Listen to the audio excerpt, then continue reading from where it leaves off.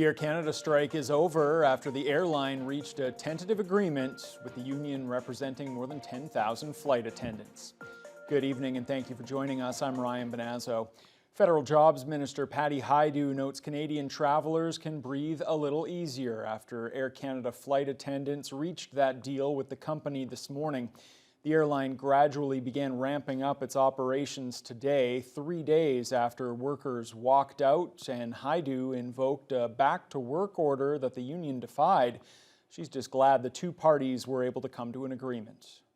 It's always a better conclusion when parties can work this out together with the assistance of a mediator. It's faster, it results in better labor relations, and of course, less labor disruption when parties can do this hard work at the table. And so a huge kudos to everyone who stuck it out last night to get the deal. And I think Canadians are very relieved this morning, despite many people still being around the world. There is now some light at the end of the tunnel.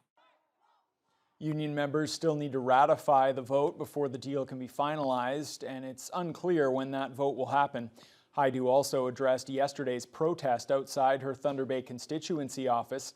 Local CUPE leaders and other labor officials rallied against her back-to-work order, calling it an attack on workers' rights. You know, in times of conflict like this, obviously, it's important that workers and really any citizens have the ability to use their voice. And we've had many protests in front of our office over the years. It's not unusual. And quite frankly, it's a healthy way to express, concerns or differences of opinion with government. Clearly, for me, my role as labor minister is to try to support peaceful industrial relations, and that's exactly what I've done. Yesterday, Hajdu announced a federal probe into unpaid work in the airline industry, a study that will take about 6 to 8 weeks. 3 of Thunder Bay's busiest streets are getting safety upgrades, but some drivers may not be all that happy about the changes. Red River Road, Arthur Street, and Golf Links Road are having mid-block pedestrian crosswalks installed after the city counted high numbers of jaywalkers between the intersections there. Jonathan Wilson has the details. So when we did a pedestrian count, we have counted 113 walkers a day. So that's quite significant. Project engineer Lisa Parent says the city received a petition about the Red River location from area residents concerned by the amount of jaywalkers darting across 4 lanes of traffic instead of walking to intersections to cross. That's why the city is stepping in with new signalized mid-block crossings throughout Thunder Bay. They're not the same as pedestrian crossovers and will be more like the existing pedestrian crossing on Fort William Road by Intercity Shopping Centre. The pedestrian crossover differs from the mid-block pedestrian signals because they require the red, yellow, and green lights. So it's just a safer crossing, more visible. There will be 4 new crosswalks in total. There's also one being set up on Arthur Street next to Leland Avenue. It's installed but still not activated. Meanwhile, there's 2 more new ones on Golf Links Road, one near the hospital entrance and one south of Oliver Road near the Thunder Bay Country Club. Those other locations don't have as high a number of jaywalkers as Red River, but still enough to warrant the new pedestrian crosswalks. Drivers may not like having another red light to stop for, but Parent says they just want to make the streets safer for everyone. Yes, it will take some time to get adjusted to the new signals, but keep in mind that we want to create a safer environment for all residents here, including the pedestrians and those who travel with transit. The new crosswalks are expected to be in service by this fall and will be activated in phases. Jonathan Wilson, TBT News. A months-long construction project has made things difficult for local businesses and shoppers on a portion of Cumberland Street. The founders of Aug19 Clothing at the corner of Cumberland and Villa Streets have noticed a lot less foot traffic since the construction started and are expressing some frustration about parking. Jessica Clement explains. With construction underway for the new roundabout on Cumberland at Water Street, area businesses have noticed it's difficult for customers to navigate the closures. Bree Hollinsworth and Haley Bosey, co-founders of Aug19 Clothing, say while they're excited about the progress being made, construction has affected where customers can park and how they can get to the front door. And they are still making their way, obviously people that really want to get here. but there's definitely less. Like the tourists that would have stopped by if they were walking around, I would say we definitely are seeing a little bit less foot traffic than normal. Bosie says the easiest way to get to their store is by going down Water Street, up Villa, and parking in the lot behind the store. It has been a little bit frustrating because that's kind of been put on us to deal with. Like, there's been no signage from the city or anything like that, so we've been having to spend our own money on signs kind of all the way along Water Street, new signs in our parking lot. And day-to-day figuring out where to move those signs so that they're not, Yeah. so that they're seen, because the closures are kind of changing day to day. Hollinsworth wants to assure customers that they're still here and their hours remain the same. It's a little confusing and a bit awkward to know where you're able to go, but you can still find us. You can still find all the businesses down here. Work on the roundabout and the surrounding streets started in June and is on track to be finished by the end of October. Senior project engineer Brian Newman says he's confident they'll be able to make that deadline and get things back to normal for drivers in the nearby businesses, as long as the weather cooperates. He notes the sewer and water work is now complete, and they've started working on the actual roundabout. So the inner and outer ring, so to speak, of the roundabout's been poured. The curb and gutter is in.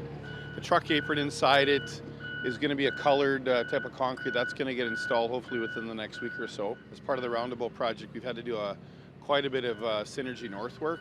So there's a lot of ducting happening as well right now. Local drivers are asked to avoid the area as best they can. Jessica Clement, TBT News. And drivers along the Thunder Bay Expressway will have to deal with construction at the various intersections over the next 3 years. Fortunately, the work will mainly be done in the middle of the night.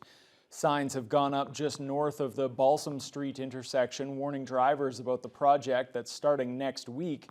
The MTO says the contract with Pioneer Construction includes pavement resurfacing, drainage, and electrical improvements. The work is scheduled to happen between 7 p.m. and 5 a.m. with periodic lane and ramp closures and speed reductions while crews are on site. Once the Balsam intersection is finished in late September, workers will move on to the corner of Broadway Avenue and Highway 61. 3 more intersections along the expressway will be done next summer before the final 3 in 2027. Anishinaabe police say one person was injured in an apparent stabbing in Bearskin Lake First Nation on Friday morning. The victim's injuries aren't believed to be life-threatening. NAPS officers arrested a 32-year-old Bearskin Lake man who appeared to be intoxicated when he was found behind the wheel of a pickup truck with the motor running. Police also then seized firearms from his home. He's charged with assault with a weapon and several other weapons-related charges, as well as impaired driving. The accused remains in custody following a bail hearing. The Code of Conduct investigation into Anishinaabe Nation Deputy Grand Chief Bobby Narcisse was resolved last week at the Nan Kiwewin Conference. Narcisse was cleared. He now says he's anxious to get back to work and wants to reform the conflict resolution system that he just went through. I just want to say to my constituents that I have behaved in accordance to my code of conduct, that I have acted in the best interests of our communities and our First Nations throughout my tenure. Narcisse was placed under investigation in early April and barred from NAN offices, restricted to working virtually. He says the investigation was launched because he questioned a planned corporate restructure, something he insists was his duty. He notes the chiefs approved that restructure in May and the investigation wrapped up in June. All of the restrictions on Narcisse were lifted at that time, suggesting no serious allegations were substantiated.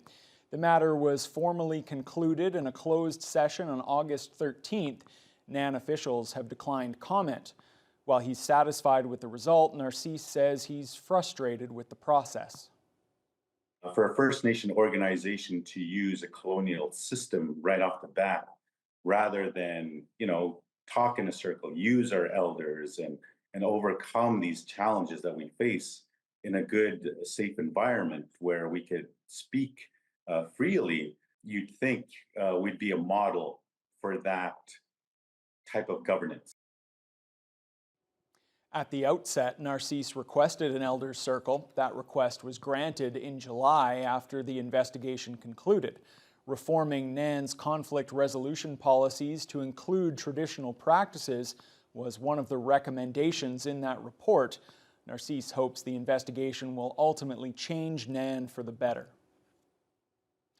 Trainees in the all-woman residential construction program at the Liuna Training Center are building a pair of new tiny homes. The project is designed and built solely by women and changing people's minds about their place in the skilled trades. Emma Chilton has the story. The two tiny homes for the training project were designed by Francine Kodovich with Tomlinson Designing Services. And they are now being built by the 24 female trainees in the construction program being offered by Liuna. Manager of training Brian Nuglowski says he's proud of his students and how far they've come over the last few weeks. From people that came to me with zero knowledge of using power tools or reading a tape measure, and you can see behind you, you have structures up and built, right? So pretty impressed. I've never done an all-female based class, and they're one of my best that I've had so far in the years I've been doing this. So I'm pretty happy with what's going on with involving women in our trades. I'm pretty proud of them. It's pretty big achievement for them all, just in the fact that you go in the comment section of women in trades and you hear kind of old mentalities talk of things that aren't the way they should be, and they're proving them wrong. Nuglowski says the homes are expected to be complete by September 8th.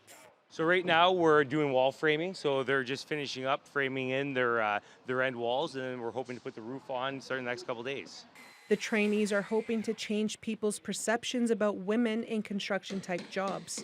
Program trainee Brittany Jewell shared her insight about her experience in the program. So we're working on getting the third wall up in our houses, and we've had to make some adjustments to the plan. Our windows came in larger than they were supposed to, so we had to reconfigure and put the door on the other side. So we're still waiting on a few parts, but in the meantime, we're just doing more cutting. The group of people that I'm working with is fantastic. The instructors have been very informative, and it was really nice talking to the woman who designed the buildings that we're making.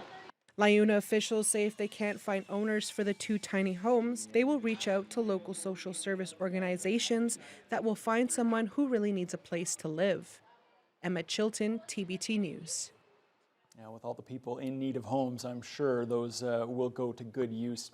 All right, well, let's turn our attention to the weather now, Haley, and a little bit warmer than we saw yesterday, but still not quite up to seasonal values today. Yeah, 18 was a bit surprising for some people as our high yesterday. We got a little closer to seasonal, but not quite there. Around seasonal, it would be a high of 23. We're at 21, so really not too bad. And then we did have a humidex just for a brief period that made it feel like 27. Quite interesting to not have a consistent humidex throughout the day. It just kind of popped in around when we hit our high, which was around 3 and 4 in the afternoon. We held steady there for a few hours, just dropping as of this hour. But yeah, that was what it felt like during that time. But even now, that has petered off a little bit. So we're getting cooler once again. The winds, though, were quite light today.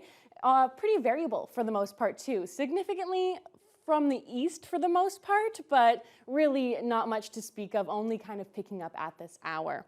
Now, in this morning hours, we saw some light drizzle, but it didn't last for very long. It ended around 7 in the morning. And then we had some mist for a little while after that, and then mostly cloudy following that period. Now, for most of the region, it was a fairly overcast day, so if you did see some sun, that was a positive. Red Lake was actually one of our warmer areas today. They're also just starting to cool down by a degree, but their high was 23, and the humidex did play a factor there, making it feel like 28, and they saw mostly cloudy skies for the most part. Now, winds were light across the board for almost everywhere except for in Sault Ste. Marie today. And so we didn't really see a significant push any which way, but for the most part to the west, it was mainly from the northwest. We saw overcast skies predominantly in Kenora and Fort Frances. Sioux Lookout actually saw light rain and drizzle throughout the day today. And Armstrong saw some in the morning, but now they're just cloudy this afternoon. And we see temperatures in the low 20s and into the teens, and we see 16 in areas like Nipigon, Greenstone, Marathon, and Wawa. And Most of those places didn't get much warmer than that either, a high of 17 in areas like Nipigon and Marathon. And Greenstone, they've been hazy for most of the day still, so even though their winds aren't significant, they're still seeing quite a bit of haze. And then down in Sault Ste. Marie, like I mentioned, they were one of the areas that saw a little bit of gustier winds from the east-southeast, but nothing too significant, just in the 20 to 30 kilometer an hour range. And they are mostly cloudy right now, but they did see a little bit of drizzle earlier in the day. Now for tonight in Thunder Bay, we still do have a 40% chance of showers or drizzle, and we could see some fog patches near midnight, but really it hasn't been too bad. And when we look at our radar later, you will see that it's not too significant, so I don't want to spook you. We'll have a low of 14, which is fairly comfortable. So really, it should be a fairly calm and collected evening for the most part, Ryan. And I'm interested to see how the rest of the week's going to be, and I'll save that for later. All right, you got me on the edge of my seat now. As I should, I hope yeah. it's good news. All right, thanks a lot, Haley.